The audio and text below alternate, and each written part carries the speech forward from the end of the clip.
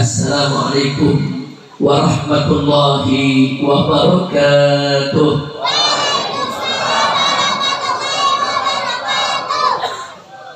Bismillah walhamdulillah wala hawla wala quwwata illa billah.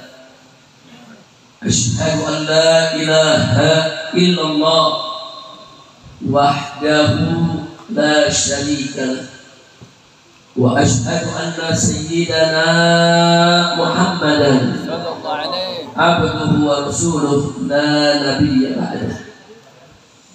Allahumma salli wa sallim wa barik ala sayyidina wa habibina wa syafi'ina wa maulana nabiyyina Muhammadin wa ala alihi tahirin at-tayyibin wa ashabihi al-ghurril mayamin wa man tabi'ahum bi ihsanin ila yaumiddin.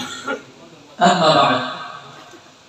Siyadatul habaib asy-syurafa wa sa'adatul ulama'il fudala wa fadilatul umara'il kurama wa jami'il hadirin wal hadirat al-ahibba'il a'izza rahimakumullah. Fi hadhihi al-munasabati as-sa'idah wa bimithli hadha al-ijtima'il mubarak la ansa an usiyakum jami'an wa nafsi bi taqwallah wa bi ta'ati Rasulillah sallallahu alaihi wasallam. Wa nasallallahu subhanahu wa ta'ala an yahdiyana ila siratihil mustaqim wa yaj'alana minal muttaqin wa yudkhilana jannatahu jannatan na'im bihaqqi sayyidil mursalin walhamdulillahi rabbil alamin. Taqabbalallahu minna wa minkum wa taqabbal ya karim.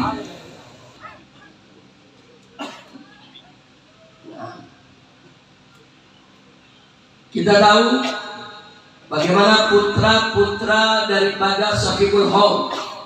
Di sana ada guru kita semua, Sayyidul Walid Al-Muhtaram Al-Mukarram Kiai Haji Mahmud Basuni, yang saat ini beliau sedang diuji kurang sehat. Doakan agar Allah Subhanahu wa ta'ala menyembuhkan penyakitnya, memberikan sehat walafiat, syafa'ullah sifaan ajilan kamilan taman bi kulli lutfin wa khairin wa afiyah. Amin ya rabbal alamin. Kemudian berikutnya masih ada Al-Muhtaram Al-Mukarram Sayyidul Walid Kiai Haji Hamdan Alawi. Begitu juga masih ada yang tidak asing bagi kita, saudara, seorang ustaz, saudara Kiai dengan yang luar biasa, saudara, menyebarkan dakwah kemana-mana sejak dulu sampai hari ini, yaitu Al-Muhtaram Al-Mukarram Sayyidul Walid Kiai Haji Muhtar Hamid.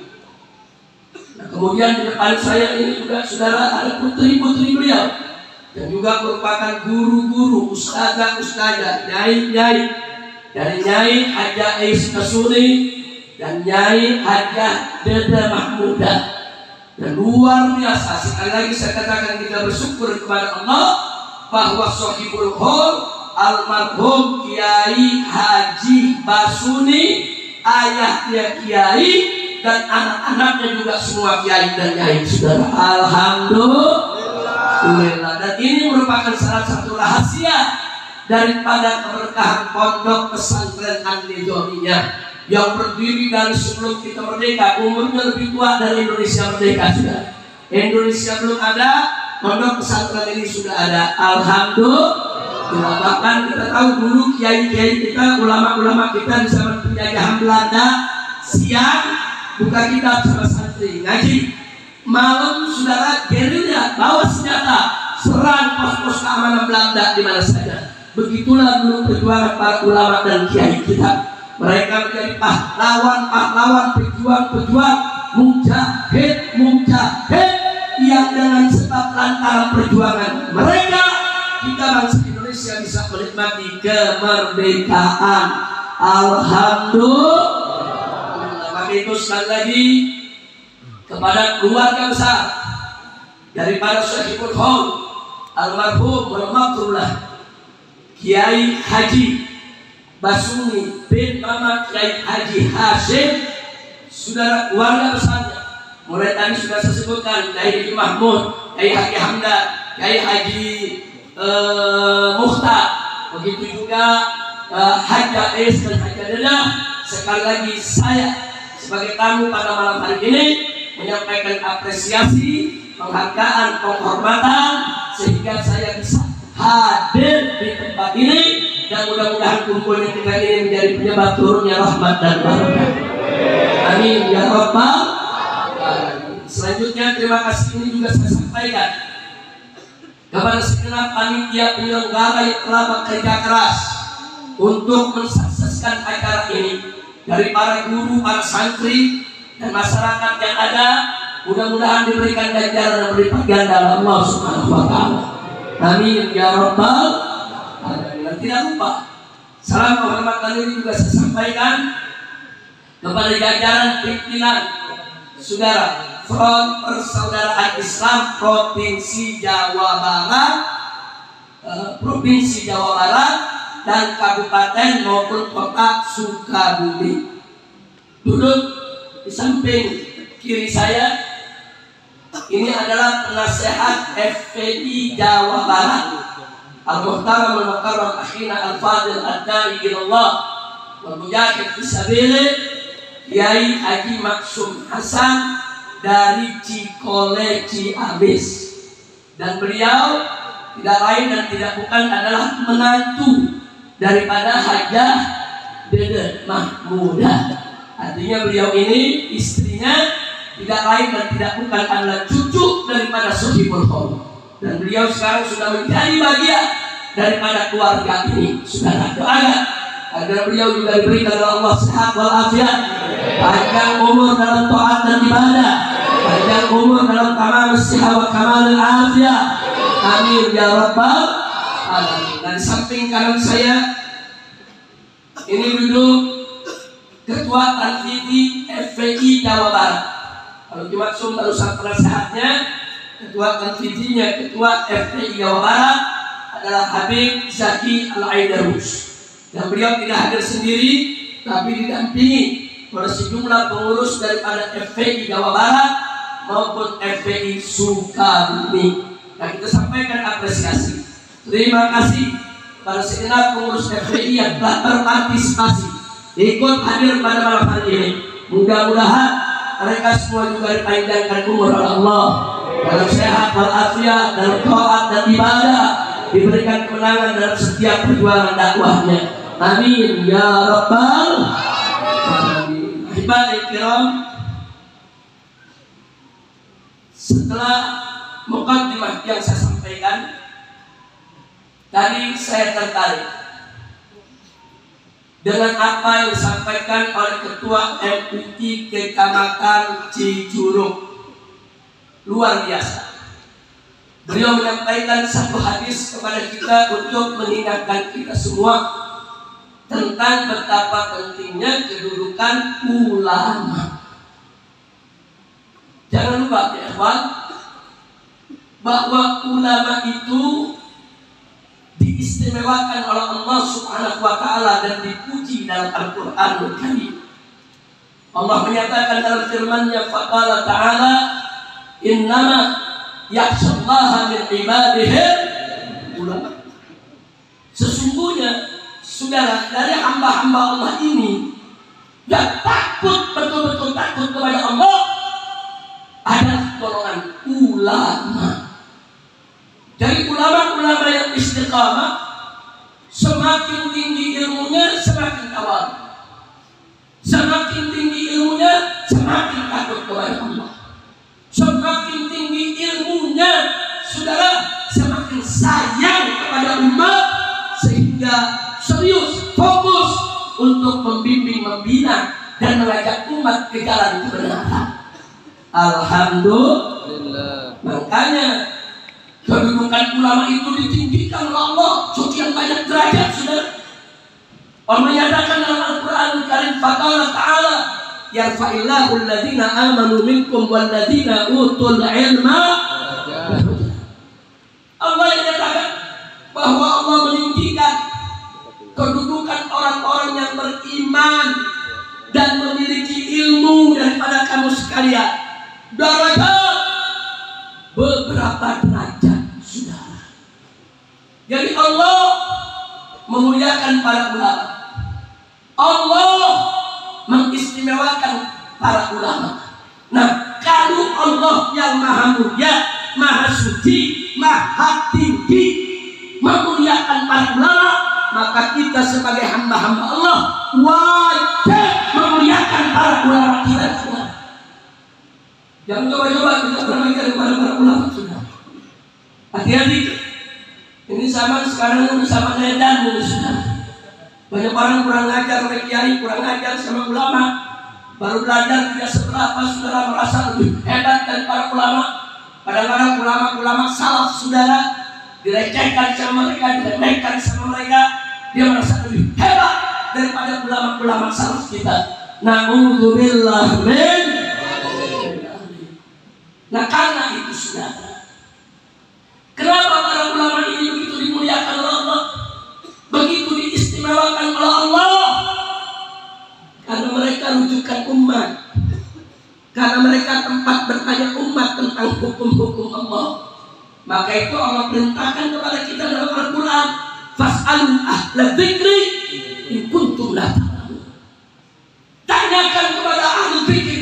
Siapa itu ahli dzikir? Ahlul Quran, ulama, fuqaha. Saudara, tanya kepada mereka. Kalau kamu tidak tahu masalah dalam urusan Islam, siapa yang tidak tahu urusan akidah? Tanya ulama. Siapa yang ingin tahu urusan fikih? Tanya ulama. Siapa yang mau tahu mana akhlak baik, mana akhlak tidak baik? Belajar daripada ulama. Jadi ulama berdasarkan firman Allah dalam ayat tadi, rujukan tempat bertanya, saudara. Kira-kira sampai di sini jelas tidak? Jelas tidak? Saudara, berkaitan dengan ini, maka Nabi Sayyidina Muhammad Sallallahu Alaihi Wasallam menyampaikan kepada kita tentang posisi dan peran ulama. Singkat Nabi mengatakan, apa kata beliau? Kama qala Nabi Sallallahu Alaihi Wasallam, al-ulama warasatul anbiya. Ini yang tadi dibawakan oleh ketua MUI kita, saudara. Tadi ketua MUI Kecamatan Cicurug membawakan hadis ini. Yaitu al-ulama warasatul anbiya. Ulama itu pewaris Nabi, pewaris para Nabi, saudara. Yang mewarisi ilmunya, yang mewarisi akhlaknya, yang mewarisi kewajiban dakwahnya, yang mewarisi resiko dakwahnya. Saudara, apa yang pernah dilakukan oleh Nabi, sebarkan oleh para Nabi, saat ini semua tanggung jawab tersebut ada di pundak ulama. Begitu saya mengajar sampai hadir sini, kalau itu kedudukan ulama penting tidak? Perlu tidak? Tinggi tidak? Mulia tidak? Apa boleh kita kurang ajar kepada mereka? Apa boleh kita kurang ajar kepada mereka? Boleh. Orang yang kurang ajar kepada ulama, ilmunya tidak bakal berkah. Orang yang kurang ajar kepada para ulama, sudah hidupnya tidak akan bahagia, dunia maupun akhirat. Maka itu apa yang tadi sudah disampaikan oleh ketua MUI kita, hendaknya kita jadikan pegangan, muliakan para ulama kita. Jangan sakiti hatinya, jangan rusak namanya, jangan hina dirinya, saudara. Kalau kita ketemu para ulama kita, saudara temui dengan sopan, santun, ramah, cium tangannya, saudara, minta doanya, ambil berkahnya, saudara. Itulah etika Ahlus Sunnah wal Jamaah. Bagaimana mereka memperlakukan para ulama. Alhamdulillah. Nah, baik ya Allah.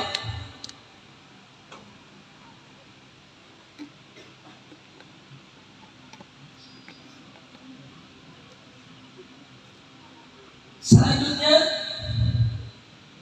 tadi Ketua MUI Kecamatan Cijuruk ini menyampaikan juga tentang kewajiban kita mencintai dan menghormati keluarga Nabi, termasuk kaum habaib dari Bani Alawi yang menyebar di Nusantara. Nah, berkaitan dengan ini, saudara, apa yang disampaikan oleh beliau bukan tanpa dasar. Dalilnya dari Al-Quran dan As-Sunnah. Dalam Al-Quran Karim, Allah perintahkan Nabi-Nya, "Qul la as'alukum alaihi ajra illal mawaddata fil qurba." Shadaqallahul azim. Qul, katakan wahai Nabi, katakan wahai Rasul, katakan ya Muhammad, katakan kepada kamu umat, apa yang harus dikatakan saudara? Katakan kepada mereka, la as'alukum alaihi ajra. Aku tidak meminta upah apapun kepada kalian hai umatku atas segala jasaku. Jasa Nabi dalam menyebarkan Islam, jasa Nabi dalam membawa Al-Quran, jasa Nabi memperkenalkan kepada kita siapa itu Allah, apa itu Al-Quran, apa itu agama. Jadi Allah sendiri katakan kepada kaum umat, la as'alukum alaihi ajra. Aku tidak meminta upah apapun dari kalian hai umatku atas segala jasaku, illa kecuali al-mawaddah fil qurba, kecuali al-mawaddah, cinta kasih, kasih sayang fil qurba. Para ahli tafsir sudah menyatakan yang dimaksud fil qurba di sini adalah zawil qurba, ay zawil qarabati Rasulillah sallallahu alaihi wasallam. Makanya para ahli tafsir menafsirkan bahwa Nabi diperintahkan oleh Allah sampaikan kepada umatnya, hei umatku, aku tidak meminta upah apapun atas segala jasaku kecuali cinta kasih terhadap keluargaku. Siapa itu keluarga Nabi, saudara? Ya, misalnya saudara terjadi beberapa perdebatan di antara ulama, tapi yang muktamad menurut Ahlus Sunnah wal Jamaah bahwa istri-istri Nabi termasuk Ahlul Bait Nabi, walaupun bukan qarabah, saudara. Begitu juga Bani Hashim. Kalau dalam mazhab Imam Syafi'i termasuk Bani Muttalib. Nah, kalau cerita Bani Hashim, seluruh keturunan Nabi sampai hari ini mereka adalah Bani Hashim, dan mereka termasuk qarabah Nabi kita Muhammad sallallahu alaihi wasallam. Kira-kira sampai di sini jelas tidak? Jadi yang nyuruh cinta keluarga Nabi siapa? Allah. Jawab yang kompak, yang nyuruh kita cinta keluarga Nabi siapa? Allah. Siapa? Allah. Perintah Allah wajib gak dilaksanakan? Wajib tidak? Jadi gak betul, saudara. Kalau sekarang ada kelompok mengatakan Habib itu ngemis-ngemis cinta kasih. Habib itu mendoktrin umat untuk cinta kepada mereka, mengambil keuntungan. Hei, pustaka yang memerintahkan cinta kepada keluarga Nabi bukan Habib, bukan Ba'alwi, bukan manusia, tapi yang memerintahkannya adalah Allah. Kalau kau ikuti, berarti kau patuh kepada Allah. Kalau kau tidak ikuti, berarti kau ingkar kepada Allah. Itu dulu kita garis bawahi, saudara. Jangan putar-putar, jangan. Enggak ada doktrin ajaran Habib disuruh ngemis-ngemis cinta, enggak ada ya. Enggak ada. Nah, kemudian saudara, Nabi alaihi salatu wassalam hadis sahih diriwayatkan oleh Imam Muslim beberapa imam hadis lainnya sudah. Nabi katakan taraktu fikum mustaqalain. Aku tinggalkan kepada kamu sekalian dua pusaka yang teramat berat dan penting. Pertama, kitabullah. Pertama adalah kitabullah, Al-Quran, termasuk as-sunnah yang menjadi penjelasnya sudah. Yang kedua kata Nabi, wa itrati ahli baiti. Itrah itu keturunan sudah. Wa itrati, dan keturunanku, ahli baiti, mereka adalah ahlul baitku. Ini sabda siapa? Nabi. Jawab semua, sabda siapa? Nabi. Sabda siapa? Nabi. Wajib tidak taat kepada Nabi, wajib tidak tunduk kepada Nabi. Takbir. Sallu ala Nabi. Nah, jadi saudara, mencintai, menghormati keluarga Nabi, baik yang sudah kembali kepada Allah maupun yang masih ada di tengah-tengah kita, adalah kewajiban agama dengan dalil Al-Quran dan oleh karena itu sahabat Nabi tercinta, mertua Nabi, saudara, khalifah pertamanya umat Islam, Sayyiduna Abu Bakar As-Siddiq radhiyallahu anhu. Di dalam hadis sahih, silakan kita buka kitab Sahih Bukhari atau dalam Sahih Muslim. Sudah, apa dikatakan oleh Sayyidina Abu Bakar Siddiq? Urkubu Muhammadan fi ahli baiti.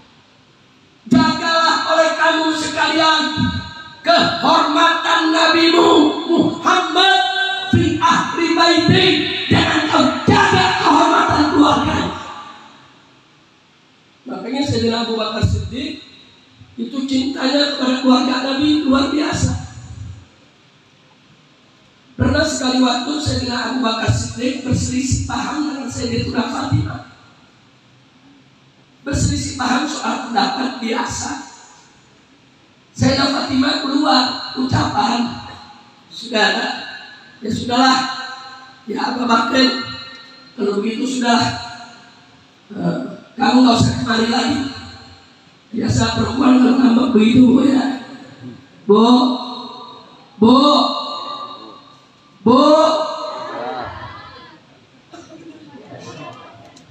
Tapi apa jawab Abu Bakar? Wallahi, walaupun kau larang aku datang, demi cintaku kepada Rasulullah, aku tetap akan datang dan menyambung silaturahimku kepada aku.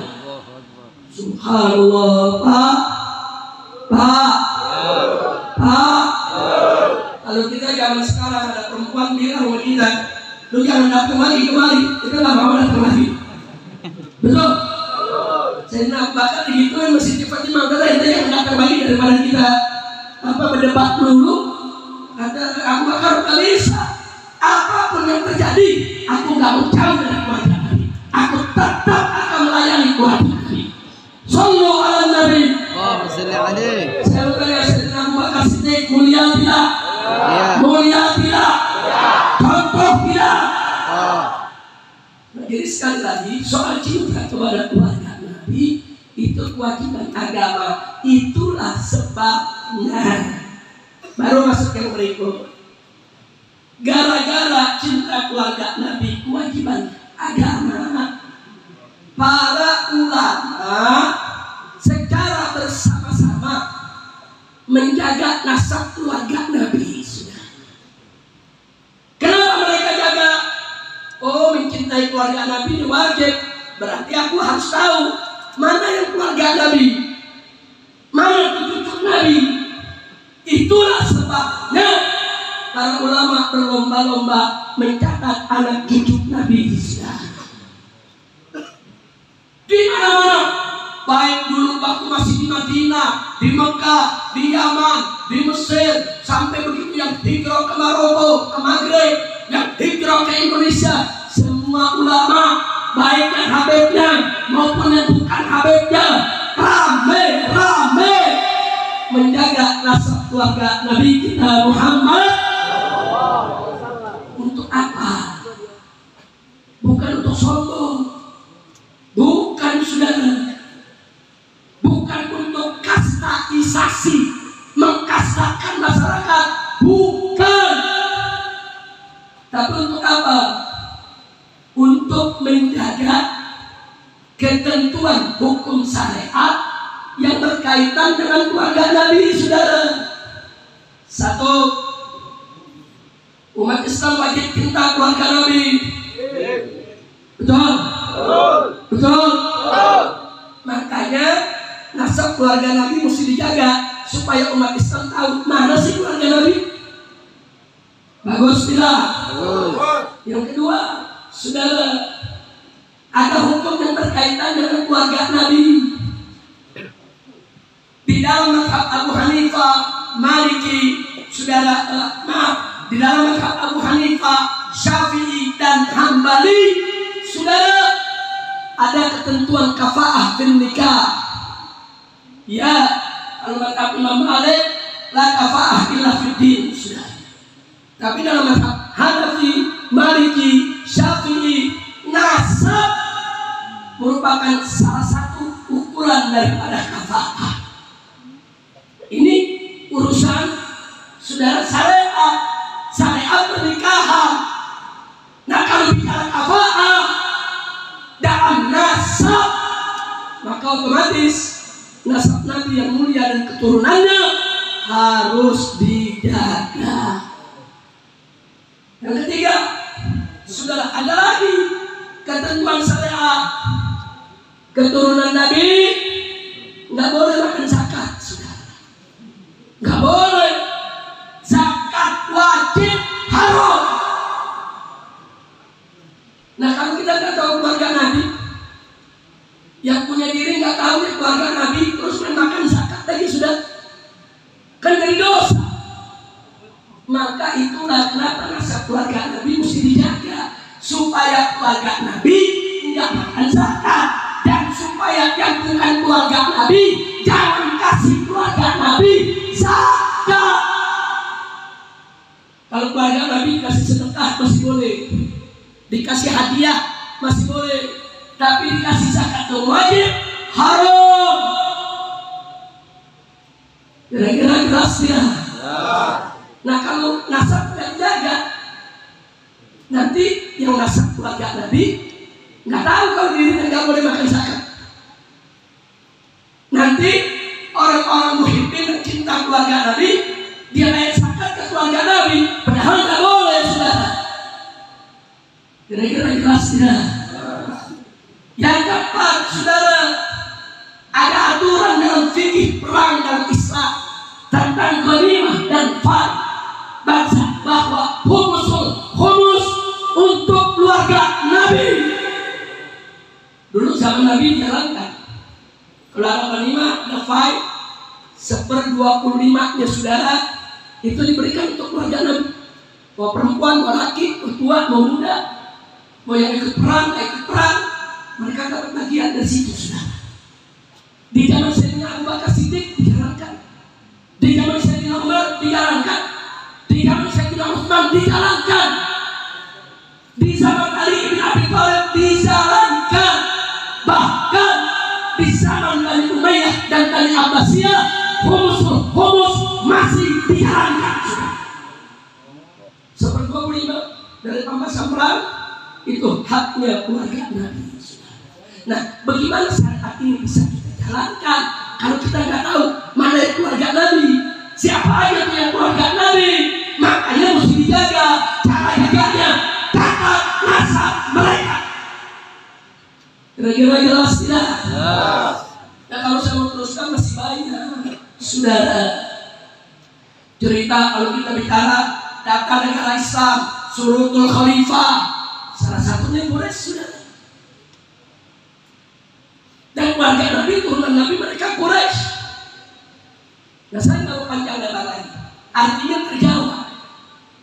Kenapa ulama menjaga nasab Nabi dan dan keturunannya keluarga Nabi, karena ada bagian hukum Islam yang berkaitan dengan mereka. Kalau ini nggak dijaga, hukum ini bisa hilang, nggak bisa diamalkan, saudara. Jadi pencatatan nasabnya keluarga Nabi bukan untuk sombong. Haram orang sombong sebagai habaib, saudara. Haram, nggak boleh. Kira-kira jelas tidak? Ada lagi, kalau saya mau tambahkan satu, saudara. Kenapa nasab keluarga Nabi harus dijaga? Sebab sebagian besar ulama Ahlus Sunnah berfatwa, saudara, berkaitan dengan surat Ahzab yang Allah tegur para istri Nabi. Istri Nabi diingatkan nama Allah dalam Al-Quran. Jangan coba-coba buat maksiat. Kalau mereka berbuat maksiat, dosanya double. Kalau mereka berbuat baik, pahalanya juga double. Ini ayat buat istri Nabi, tapi penutup ayatnya cerita soal Ahlul Bait. Innama yuridu Allah yuthiba ankum rijsa ahlal baiti wa yutahhirukum tatheera. Sebelum ayat ini, itu ayat-ayat tentang istri Nabi. Sehingga para ulama mengatakan kalau istri Nabi saja yang tidak punya hubungan darah berbuat baik, pahalanya double, berbuat jahat, dosanya double. Lalu bagaimana anaknya Nabi, cucunya Nabi yang punya hubungan darah dengan Nabi? Makanya habaib perlu tahu nasabnya. Nah kalau dia udah tahu, hati-hati. Ente berbuat dosa itu double dibandingkan yang bukan habaib. Yang bukan habaib berbuat dosanya satu. Yang habaib berbuat dosanya double, dua, sudah. Kenapa? Satu, untuk dosa maksiat yang dilakukan. Dua, untuk dosa dia sudah diterima keluarga Nabi. Kira-kira jelas nggak? Jelas. Paham semua? Jadi nggak benar ada ngomong jadi habaib enaknya mabok boleh. Siapa yang bilang sudah? Jadi habaib enaknya maksiat boleh? Gak ada ajaran di habaib begitu, sudah.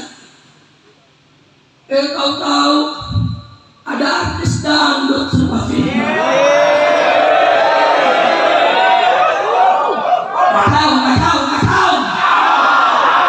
Gak tahu tidak? Ngomong di TV dangdut. Kesumpah. Demi Allah apa dia bilang? Bahwa doktrin Ba'alwi sesat. Karena ada doktrin bahwa Ba'alwi kalau bikin maksiat boleh, nggak dosa. Dustakan, bohong. Kalau ada oknum Ba'alwi yang berbuat maksiat, bukan berarti semua habaib jelek, saudara. Betul. Saya mau tanya, kalau ada orang Sukabumi jadi pencuri, apa berarti semua orang Sukabumi itu pencuri? Sukabumi, saudara, punya tata krama, punya etika, punya ajaran, baik agama maupun adat. Pencurian itu sifat jelek, saudara. Betul? Begitu juga kalau ada orang Jawa, saudara, terus dia berjudi, apa boleh kita bilang semua orang Jawa itu penjudi? Ayo jawab ya Bapak, boleh tidak? Boleh tidak? Habib itu bukan malaikat. Mereka manusia seperti kita, sudah. Mereka punya hawa nafsu. Kalau dari kecil mereka dididik dengan baik, diisi dengan ilmu, jadi orang alim, jadi orang takwa, kedudukan besar kuliah, sudah. Tapi ada juga habib yang dari kecil nggak dididik, sudah. Nggak tahu agama, begitu besar dia berjudi, dia berzina, dia buat maksiat. Kalau itu terjadi kepada oknum Ba'alwi, bukan berarti semua habaib jelek. Betul? Betul. Saya mau tanya, habaib yang bagus banyak tidak? Yang soleh banyak tidak? Yang dari ulama banyak tidak? Yang dari wali banyak tidak? Takbir. Sallu alaihi wasallam. Ada artis dangdut tahu-tahu jadi ahli masak. Parahan gimana cerita? Lu lagi di mana? Di kolong gendang. Lu ketawa lu jelek banget. Sallu ala Nabi. Udah lanjut. Salah udah habis. Udah lanjut. Lu jawabnya telat lu sendiri. Orang jawab yang larang. Baik saudara, udah gitu nih artis dangdut jadi mufti. Mufti membatalkan nasab baru. Luar biasa. Ente gak ngerti nasab, jangan bicara nasab. Lu cari senang gitar lu yang hilang. Betul? Betul? Tapi kesian juga, udah tua, kita doain biar dapat hidayah. Amin. Jangan sampai dia suul khatimah. Na'udzubillah min. Saya heran, kenapa ini orang berubah? Ternyata gurunya kami Imad bin Sa'ad. Lo tahu Imad gak? Tahu gak? Kenal? Kenal di mana lo? Kalau semuanya kenal, gue curiga, gue lanjut. Imad bin Salman mau protes nasab Ba'alwi, nasab dirinya aja nggak jelas. Belum saya bisa buktikan sudah. Dia ngomong kemana-mana namanya Imad bin Utsman. Terakhir dia bikin postingan, dia bilang Imad bin Salmana. Terakhir kita dapat dokumen saat dia sekolah SMP. Di dokumennya saudara tertulis nama bapaknya Haji Samun. Ini yang benar yang mana? Yang benar. Imad bin Salman, Imad bin Salmana, Imad bin Utsman, Imad bin Samun yang mana Pak? Kacau tidak? Kacau tidak? Nasab dirinya gak jelas, mengurusin nasab Ba'alwi.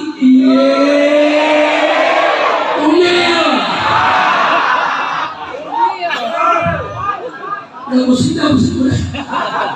Orang lagi enak-enak ceramah soal hadis Quran, ingat-ingat enak lagi.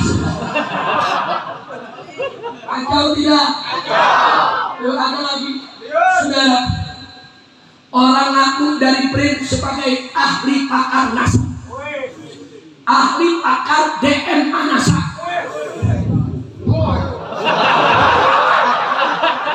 Hebat itu ilmu itu. Itu selidiki namanya, berkasnya, sekolahnya di mana, gelarnya. Ternyata ahli pakar ikan nila. Kacau. Orang Sukabumi tahu ikan nila. Saya tahu ikan nila. Tahu ikan nila. Dia bilang ahli DNA nasab Ba'alwi. Pakar ikan nila, ahli DNA cupang. Takbir. Saya lagi bingung lagi, kenapa begini? Artis jadi gila gara-gara si Imad Edan. Cuma saya penasaran, saya masih usul-usul, kenapa kok ada seorang yang dianggap kiai bisa edan begini? Saya selidiki lagi sudah. Begitu selidiki, saya lihat siapa sih guru-gurunya. Ternyata guru besarnya saudara yang bisa ngomong semua.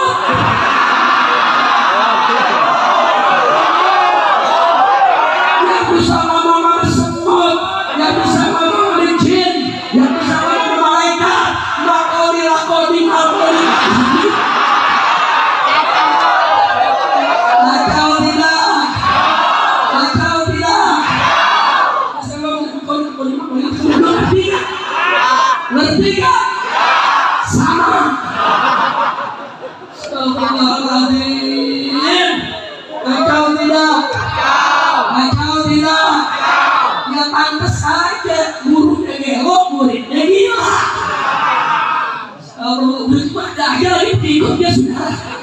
Itulah Indonesia. Di Indonesia nih orang sesat apapun ada yang ikutnya. Dulu nih saya cerita dulu sudah. Ada perempuan namanya Lia Eden. Dia ngaku saudara sebagai malaikat Jibril. Ada aja yang ikut. Yang ikut ada dokter, ada insinyur. Gelok saudara. Kebetulan saya dulu di penjara di Polda Metro Jaya. Dulu nih, kita ceritanya 20 tahun yang lalu saudara. Begitu saya lagi terima tamu, dari bagian wanita keluar perempuan bawa apa namanya ember sama gayung mau ke toilet. Yang jauh saya nanya, itu siapa? Ada perempuan di penjara. Saya bilang yang mana itu? Oh itu Jibril mau ke toilet. Masa malaikat masuk toilet? Kacau tidak? Kacau tidak? Yang namanya toilet malaikat yang masuk, betul? Betul? Kita kalau di toilet malaikat nyatanya dari luar toilet sudah. Ini aku Jibril ke toilet, bawa ember ini. Kacau tidak? Kacau tidak? Ada lagi yang ngaku nabi sudah. Ada yang ngaku nabi sudah. Punya banyak pengikut sudah. Ada aja yang ikutin. Terakhir di Cirebon ada ngaku Tuhan. Ditangkap sama Kapolres. Saudara di Cirebon. Begitu ditangkap sama Kapolres. Kenapa kamu ini mengaku sebagai Tuhan? Apa dijawab? Ya habis ngaku nabi udah kebanyakan Pak.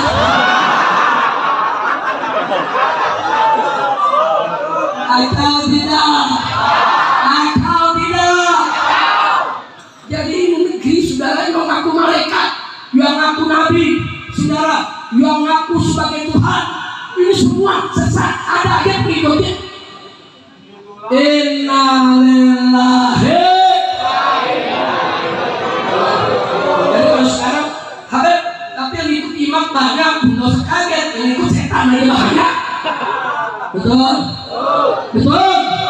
Betul? Masya Allah, udah lanjut deh. Udah gigi 2 nih. Dikit lagi masih gigi 3. Masya Allah, makanya saya senang melihat istiqomahnya pondok pesantren An-Nizamiyah.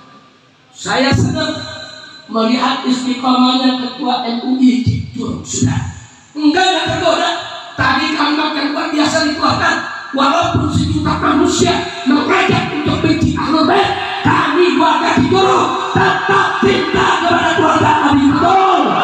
Takbir! Angkat tangan semua. Takbir! Takbir! Sallu ala Nabi. Saudara, kita sekarang lagi banyak PR. Ada judi online merajalela, betul? Betul? Ada pinjaman online juga merajalela, betul? Ada narkoba merajalela, betul? Ada korupsi merajalela, betul? Kita lagi sibuk sudah jaga umat, satukan umat, lawan maksiat, lawan narkoba, lawan kejahatan. Si iman, mabuk nasa, Unyil. Astagfirullahaladzim, saudara. Jadi, saudara, langkah Imat dan kawan-kawan geng nasab sudah kelewatan. Kalau mereka nggak ngakuin Mbak Awi sebagai Ahlul Bait, nggak apa-apa, saudara. Percaya nggak percaya urusan masing-masing, betul? Tapi jangan sebar fitnah. Semua Mbak Awi dibilang Yahudi-Yahudikan. Semua Ba'awi dibilang mazhabnya palsu. Dia bilang Imam Ubaidillah itu bukan anak Imam Ahmad bin Isa al-Muhajir. Hati-hati Pak, hati-hati Bu, bahwa warisul penyebar Islam di Indonesia itu mereka berasal dari keluarga marga Asmad Khan, atau kalau bahasa Indonesianya Asmad Khan. Asmad Khan itu saudara termasuk dari klan Ba'alwi. Asmad Khan itu saudara cucu dari Imam Ubaidillah bin Ahmad bin Isa. artinya kalau Ba'alwi dibilang palsu, berarti Wali-Songo juga palsu, kurang ajar. Jadi mereka serang bukan habaib aja saudara, semua Wali-Songo dan keturunannya mereka serang nasabnya saudara. Hati-hati Pak Bunda, nyarang nasab itu haram. Dalam hadis Sahih Muslim, Nabi mengatakan ada 2 perkara yang bisa orang bikin kufur billah. Salah satunya adalah at-taqmu fil ansab, menyerang nasab, nggak boleh saudara. Dan saya mau tambahkan, yang punya nasab bukan bangsa Arab saja, di luar bangsa Arab juga ada suku bangsa yang tidak nasab. Yang punya nasab bukan Ba'alwi saja saudara, hampir semua bangsa Arab mereka punya nasab saudara.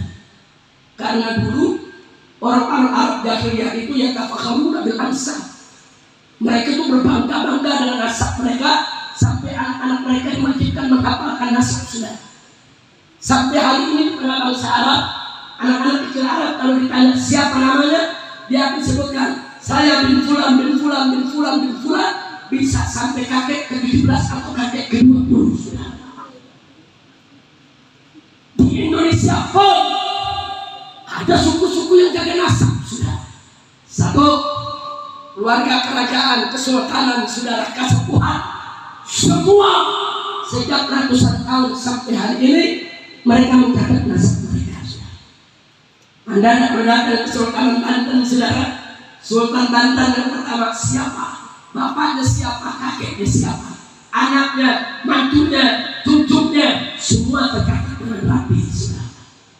Kenapa dicatat?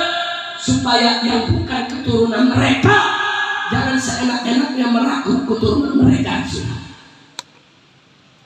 Yang kedua, kita lihat di Sumatera Utara saudara, suku Batak atau suku Mandailing saudara, mereka menjaga nasab baru raja-raja zaman dulu mereka saudara. Ada yang keturunannya marganya bernama Nasution, ada yang Lubis, ada yang Siahaan, ada yang Sianipar, ada yang Binting, ada yang Batubara, dan seterusnya. Jangan coba-coba Anda korek nasab mereka saudara. Kalau mereka seorang Nasution kemudian tahu-tahu diubah, Anda bukan Nasution, Anda Binting, marah mereka saudara. Kenapa? Karena mereka menjaga nasab. Nah sekarang pertanyaannya, bagaimana cara mengesahkan nasab yang sudah jauh sudah? Kalau nasab yang masih dekat itu gampang saudara, al-walad wal-firash. Ada perkawinan, ada suami istri, istrinya hamil, melahirkan anak, itu anaknya. Selesai sudah. Atau dalam kesaksian 2 orang adil, kalau mereka memang rumah tangga, nikah secara sah. Itu kalau yang dekat. Tapi kalau yang jauh, sudah 1000 tahun, sudah 1500 tahun, ulama Ahlus Sunnah sepakat kalau nasab itu sudah jauh, betul tidaknya suatu nasab itu yang menentukan adalah bisyuhrah wal istifaqah. Kalau dia sudah syuhrah, masyhur, populer, diakui oleh ulama dari generasi ke generasi, maka wajib untuk kita akui keabsahan nasabnya. Simpel, aku sudah gak pusing sudah. Syuhrah wal istifaqah selesai. Dan uniknya nasab Ba'alwi saudara, uniknya nasab Ba'alwi bukan hanya thabitun bisyuhrah wal istifaqah, bukan hanya ditetapkan lewat syuhrah dan istifaqah, tapi ini yang dikatakan oleh Syekh Ali Jumat hafizahullah ta'ala sebulan yang lalu ada, atau 2 bulan, 2 bulan yang lalu. Sehari Jumat di majelisnya lagi ngajar di Jami'ul Azhar, sudah ditanya sama satu mahasiswa dari Indonesia, ya Syekh, makrujuka fi nasabi Ba'alwi, apa kau punya pendapat tentang nasab Ba'alwi? Singkat dijawab, anna nasab Ba'alwi thabitun bil ijma'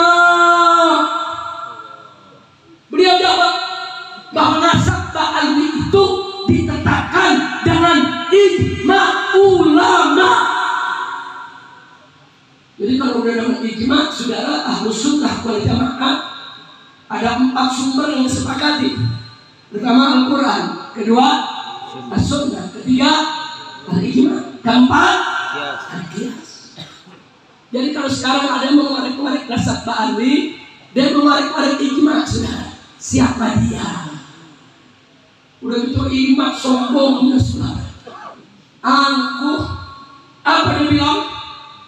Setelah ditunjukkan kepada dia, ini ada 150 ulama nasab sedunia mengakui Ba'alwi itu keturunan Nabi. Ini fatwa ulama-ulama dunia mengakui keabsahan nasab Ba'alwi sebagai keturunan Nabi. Apa kata Imam, saudara? Ada rekamannya, ada videonya. Dia katakan, walaupun ulama sedunia menyatakan nasab Ba'alwi itu nyambung, saya tetap tidak mengakui. Ini namanya apa? Ini namanya apa? Sombong, saudara. Enggak ada ulama begitu. Al-Imam Asy-Syafi'i, saudara, pernah mengatakan, kalau aku berdebat dengan seseorang, aku tidak berharap aku menang, tapi aku berharap lawan bicaraku bisa meyakinkan aku dengan pendapatnya.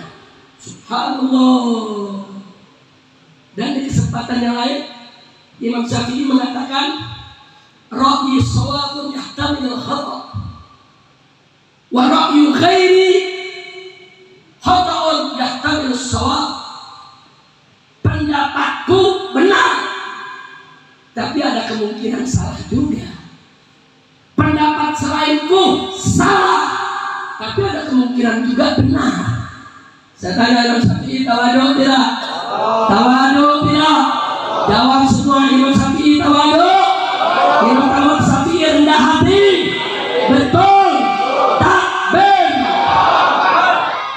Itu iman. Mobil-mobil udah luar biasa.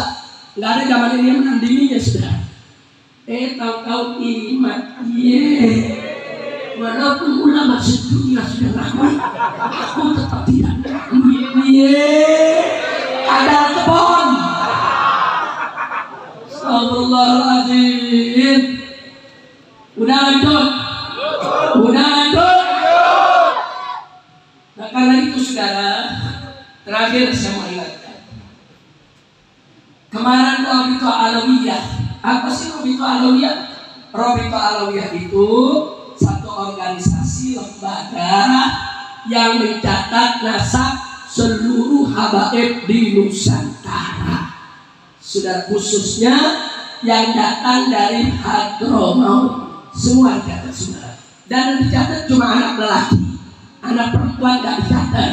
Sebab garis rintisan keturunan lewat anak laki, bukan anak perempuan. Saya punya anak perempuan 7. 7-7-nya nggak bisa binti ke saya, nggak boleh, saudara. Nah, bintinya ke siapa? Ke suami saya punya anak. Ini Habib Muhammad bin Husain Al-Qas, saya punya menantu. Ini Habib Muhammad bin Hajar Haji, saya punya menantu. Anak daripada Muhammad bin Husain, ya bin Muhammad, bukan bin saya, saudara. Anak yang Al-Habsi, ya binnya Al-Habsi, bukan ke saya. Kira-kira jelas tidak? Nah, itu dijaga oleh Rabita, saudara. Begitu sampai saya berhenti, karena saya belum punya anak lagi. Insya Allah sebentar lagi dapat anak. Amin. Amin. Punya hari aminnya senyum lah. Mulai bikin duel. Doain, insya Allah. Nah, Rabita, saudara, kenapa kemarin mengundang semua yang berselisih? Imam dan gengnya diundang, ayo datang. Habib Hanif dan timnya diundang, ayo datang. Habib Hanif saya punya menantu juga. Ayo diskusi di Rabita. Saya tanya, Habib Rizik setuju gak? Saya dukung. Kenapa? Imam ini kan ngaku-ngaku tulisan dia sebagai tesis penelitian.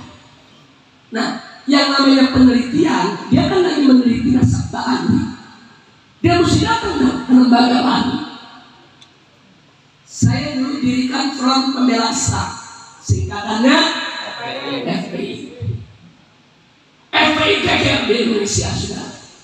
Datang wartawan dari Eropa, dari Amerika, dari Jepang, dari Australia, datang ramai-ramai ke Petamburan.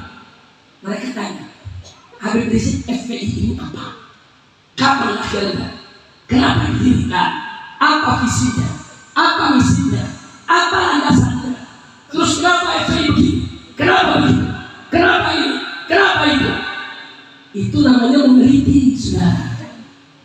Paham? Jadi kalau kita meneliti mesti datang. Kita mau meneliti kambing. Katakan kambing Garut, domba Garut, kita mau tahu apa sih keistimewaannya. Tapi kita nggak pernah lihat domba Garut, bisa diteliti.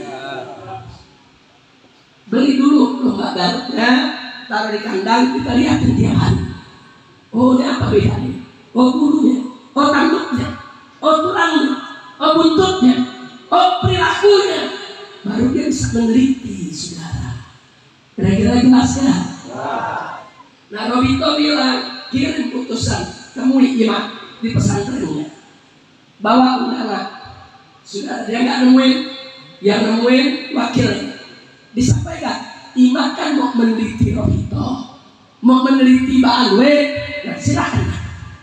Silakan datang diskusi, mau sehari boleh, 2 hari boleh, seminggu boleh, sebulan boleh. Silakan, kita jaga keamanannya. Diundang baik-baik, makanya saya bilang, saya setuju. Nah terus ada protes, ada percuma bikin diskusi kemarin Robito, imamnya tetap keras kepala, nggak bisa dibuka. Jawab jangan. Jawab jangan. Ini jawabannya penting, sudah. Pak, Bu, dialog diskusi di Robito Alawiyah bukan untuk membungkam iman, bukan untuk membungkam geng Begarasa, bukan. Percuma. Kalau kami punya niat membungkam, percuma, sudah. Iblis setan gak bisa dibungkam, dihentikan goda manusia, gak bisa. Gak bisa, sudah. Tapi tujuan kita dengan diskusi tersebut untuk menyampaikan maklumat, pengetahuan tentang nasab, tentang Ba'alwi dari berbagai macam aspek, lengkap dengan dalil, lengkap dengan referensi kepada seluruh masyarakat Indonesia, sudah. Dan ini tercatat. Dari Indonesia di mana-mana saudara bikin komentar, bikin yaitu respon saudara. Senang mereka dengan adanya dialog, dan nggak paham jadi paham, dan nggak tahu jadi tahu. Bagus tidak? Bagus tidak? Jadi bukan buat membungkam umat, iman umat, tapi membekali umat dengan ilmu supaya umat tidak tersesat dalam pendapat iman. Kira-kira jelas tidak? Jelas tidak? Ada di bawah tas hitam, ada di sana. Coba boleh diambil sebagai penutup, nanti saya tunjukkan, sudah. Insya Allah dikasih ajaran dari Habib Ali bin Alwi Al-Attas. Lanjut. Jadi saudara, kita jangan berusaha membungkam iblis dan setan supaya tidak ganggu manusia. Gak bisa, karena misi iblis dan setan memang menyesatkan manusia. Tapi kita wajib membina umat, kita wajib menyadarkan umat, kita wajib membekali umat agar umat tidak mudah tergoda oleh iblis dan setan. Kira-kira jelas tidak? Itu tujuan kemarin, saudara. Jadi tujuan kemarin itu, Pak Bu, ya, bukan untuk membungkam iman dan bagaimana nasabnya, bukan. Tapi untuk memberi informasi kepada umat tentang apa yang sedang terjadi. Nah sekarang saya, umat dapat informasi tentang nasab, perlu tidak? Perlu tidak? Mana? Ambil kitab. Iman buat coret-coret beberapa lembar dia sebut tesis, saudara. Itu bukan tesis. Saya ini mengalami buat tulisan untuk S1. Saya juga buat tesis untuk S2. Saya buat disertasi untuk S3. Cara buat S1, S2, S3, saudara, tuntunan buat tesis ada, tuntunan buat disertasi ada. Sementara Iman cuma copy paste. Ada websitenya Wahabi, di antaranya Sukri Murad, itu Wahabi sudah. Di copy sama Iman, dimasukkan dalam catatan yang disebut tesis tadi sudah. Kita sudah buktikan, kita bongkar semua saudara. Semua serangan Wahabi ke Habaib itu yang dijadikan dasar oleh Iman untuk menyerang Habaib. Ini namanya bukan tesis, ini sampah. Copy paste itu bukan tesis. Saudara, saya dulu kuliah S1, saya tahu bagaimana cara bikin makalah, bagaimana cara bikin paper, saudara. Dan saya kuliah S2, saya tahu bagaimana cara menyusun tesis. Salah cara menyusun, tidak akan lulus. Dan begitu saya ambil program doktor, saudara, saya mesti belajar dulu 6 bulan bagaimana cara bikin disertasi. Gak boleh saya langsung bikin disertasi. Ayo saya belajar dulu metodologi. Saya belajar. Di Malaysia saya pelajari selama 6 bulan bagaimana untuk membuat disertasi. Setelah itu baru saya garap disertasi. Nah, kita baca catatan Iman, ini bukan tesis. Ini catatan di warung kopi. Ini sampah, saudara. Cuman kerennya disebut tesis. Udah itu isinya meyahudi-yahudikan Habaib. Ini apa? Ini bukan tesis, tapi ini rasis. Jadi makanya kenapa saya sebut sampah? Rasis di sini. Hanya mengumbar kebencian, saudara. Na'udzubillah min. Kira-kira jelas tidak? Jelas tidak? Nah, jadi saudara, akhirnya Habib Hanif dan timnya waktu dialog yang pertama, Habib Hanif tanya sama saya. Ini saya punya mantu, saudara. Abah, Hanif panggil saya apa? Abah, ini Iman nantang debat, bagaimana Pak? Sebab banyak yang kasih nasihat, katanya jangan diladenin. Saya bilang kepada Hanif, kalau Iman mencaci maki, hanya mengumbar cacian dan hinaan, nggak usah dijawab. Di atas mimbar juga nggak usah dijawab. Ini dari 2 tahun yang lalu, karena saya waktu itu masih pembebasan bersyarat. Saya belum bebas, keluar Jakarta aja nggak boleh, saudara, selama 2 tahun. Tapi kalau Iman sudah bikin tulisan, bikin makalah atau risalah atau apapun namanya, wajib kau jawab. Bikin risalah lagi. Nah, saat itu Iman buat risalah, Habib Hanif bikin risalah. Iman buat catatan, Habib Hanif buat catatan, saudara. Terus begitu. Terus saya bilang sama Hanif, nah sekarang dia datang debat, datang, hadapi. Kalau sudah baca kitabnya, sudah baca rujukannya, sudah tahu masalahnya, menguasai soal nasab, berangkat debat. Hanya berangkat berdebat sudah. Karena Iman nantang, saya tantang Robito dan Mbak Alwi untuk debat 3 hari 3 malam.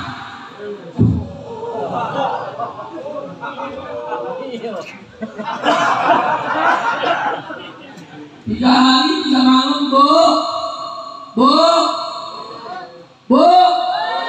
Kumaha damang. Sadayana damang. Terang, Bu.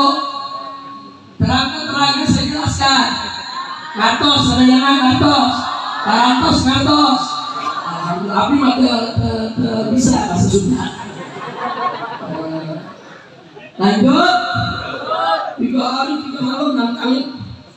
Hanif ngomong, Mbak, ini debatnya 3 hari 3 malam, Mbak. Gak apa-apa, berangkat.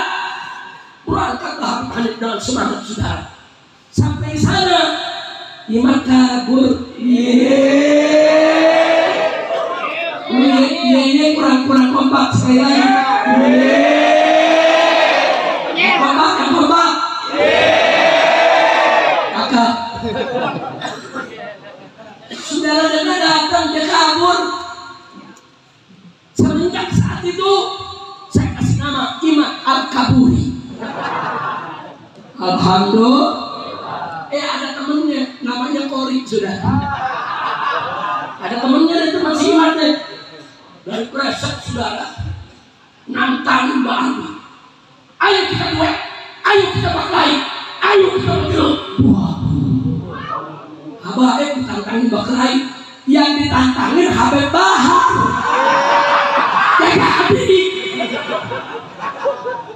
Kau tidak. Gimana cara ini salahkan musuh saudara. Habib Bahar ditantangin. Itu malam juga, lu yang kemarin, gue datang, lu dimana? Gue dikerasain sama imam, gue datang ke malam.